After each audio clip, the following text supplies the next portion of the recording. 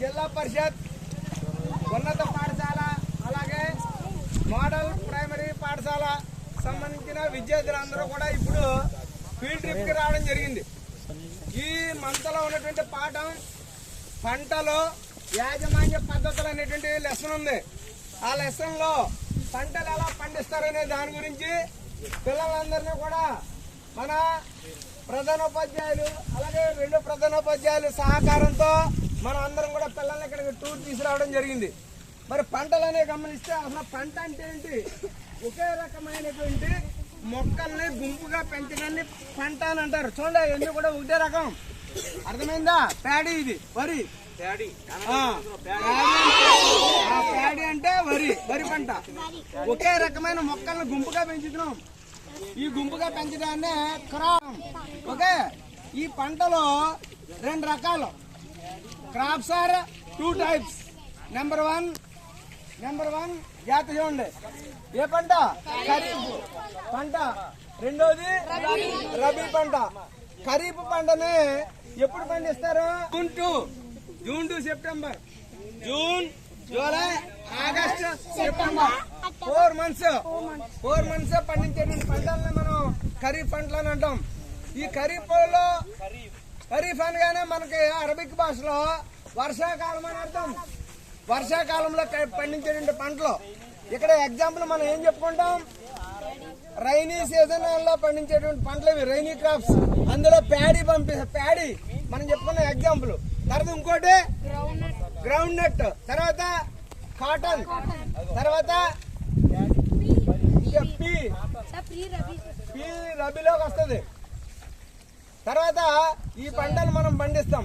అలాగే శీతాకాలంలో పండించే పంటలు రబీ పంటలు అంటాం. అక్టోబర్, నవంబర్, డిసెంబర్, జనవరి, ఫిబ్రవరి, మార్చ్ ఈ 6 నెలల్లో పండిస్తాం. ఓకే, మరి అందులో పండించే పంటలకు ఉదాహరణ ఏంటి? ఎగ్జాంపుల్ చెప్పాలా?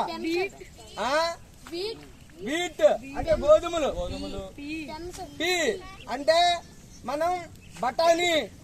అలాగే సోయాబీన్, సోయా చిక్కుడు కూడా మనం ఏ సమయంలో? రబీ సమయంలో పండిస్తాం పంటలు. అర్థమైందా? అలాగే మైజ్, తర్వాత ఇంకా మస్టర్డ్, అలాగే లిన్సీడ్ అనేటువంటి పంటలు కూడా మనకి రబీ పంటల్లో పండిస్తాం కదా. పంటలు వేసేటప్పుడు మొట్టమొదట నేలను దున్నాలి. ఏం దున్నాలి? దాన్ని ఏమంటావు ఇంగ్లీష్ లో? Preparation of soil. అది ఫస్ట్ పాయింట్. సాయిల్ దున్నేటప్పుడు ఏం చేస్తారంటే నాగలతో దున్నేవారు పూర్వకాలం. ఇప్పుడు మామూలుగా ట్రాక్టర్. నేల గుల్లబారుతనము అలాగే సారవంతం అవడం జరుగుతూ ఉంటది. చనిపోయి భూమిలోకి సారవంతం అవుతుంది. తర్వాత 2వ పాయింట్ ఫోటో కూడా దాన్ని కూడా సీడ్రీలతో కూడా జల్లుతాం. తర్వాత 3rd పాయింట్ ఏంటి? విత్తనాలు జల్లిన తర్వాత ఏం చేస్తాం? మెన్యూర్ అంటే మనం కంపోస్ట్ ఎరువులు కానీ రసాయనిక ఎరువులు కానీ మనం జల్లుతాం. ఎరువులను జల్లడం వల్ల పంట మొక్కలు అనేవి చాలా తొందరగా పెరుగుతాయి. ఆ తర్వాత 4వ పాయింట్ ఏంటి? 4th పాయింట్ చెప్పాలా? ఇరిగేషన్. వాటర్ పెడతాం. ఇరిగేషన్ లో రకరకాల పద్ధతులు ఉంటాయి. కాలువల ద్వారా నీరు పెట్టడం, అలాగే డ్రిప్ ఇరిగేషన్. తర్వాత ఇంకో పద్ధతి ఏంటి చెప్పుకున్నాం? స్ప్రింక్లర్ పద్ధతి. ఏ పద్ధతి? ఇవన్నీ కూడా ఆధునికంగా కొత్తగా వచ్చినటువంటి పద్ధతులు. పూర్వకాలంలో గిలక బావి ద్వారా గాని, గొలుసు బావి ద్వారా గాని, యాతం ద్వారా గాని, గోడేత ద్వారా గాని వాటర్ ని ఒక పొలంలో ఇంకో పొలంలోకి, కాలంలో ఇంకో దాంట్లోకి తోటం అనేది జరిగేది. కానీ ఇప్పుడు ప్రస్తుతం బోర్లు ఇవన్నీ కూడా వచ్చినాయి. నెక్స్ట్ పాయింట్ ఏంటి? ఇరిగేషన్ తర్వాత ఏంటి? Protecting from weeds. Protecting from weeds. Weeds అంటే ఇక్కడ జాగ్రత్త చూడండి. ఇక్కడ ఈ పంట మొక్కల మధ్యలో అక్కడక్కడ ఏం మొలుస్తాయంటే విడుదల బీజాలు డైకాట్ సంబంధించినటువంటి మొక్కలు పెరుగుతుంటే ఆ మొక్కలు కలుపు మొక్కలు అని అంటాం. ఆ కలుపు మొక్కలు మనం చేతితో తీసేస్తాం, లేదా మందులతో 2,4-D అనేటువంటి మందుని చల్లి మనం కలుపు మొక్కలు నాశనం చేస్తాం. అర్థమైందా? ఆ తర్వాత ఏంటి? హార్వెస్ట్. బాగా పెరిగిన తర్వాత హార్వెస్ట్ చేస్తాం, అంటే దాన్ని కోత కోస్తాం. కోత కోయక ముందు మనం మందులు అవి కూడా చల్లుతాం. అలాగే ఎరువులు చల్లేటప్పుడు పంట మొక్కల మీద ఉన్నటువంటి ఆ గుర్తులను బట్టి పంట మొక్కలు అబ్జర్వ్ చేసి మనం ఎరువులు చల్లాలి. అర్థమైందా?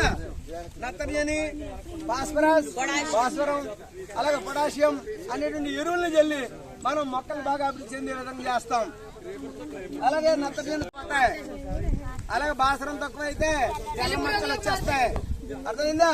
దానికి అనుగుణంగా క్లోరోఫిల్ పత్రార్థం అనేది తగ్గిపోతే దాని వలన ఆ మొక్క ఆహారం తయారీ తగ్గిపోయి మొక్క నిరసించుకోవడం అనేది జరుగుతూ ఉంటది. ఇవన్నీ చూడండి జాగ్రత్తగా. ఇక్కడ ఇవన్నీ చూడండి, మనకి ఇదంతా కూడా ప్యాడీ అన్నట్టు మన ఏరియాలో ప్యాడీ, అలాగే మైజ్ అంటే మొక్కజొన్న కూడా పండిస్తూ ఉంటారు మన ఏరియాలో, తెలుసు కదా. జాగ్రత్తగా మొత్తం ఈ పొలాలన్నీ తీసుకుంటే ఇలా అలా చేయడం కూడా చూపించి ఒకసారి ఎలా చూడండి.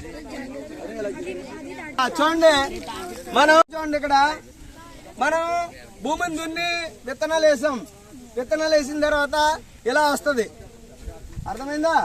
ఆకుమడి అంటారు దీన్ని. ఈ ఆకుమడిలో చిన్న చిన్న మొక్కలు వస్తాయి.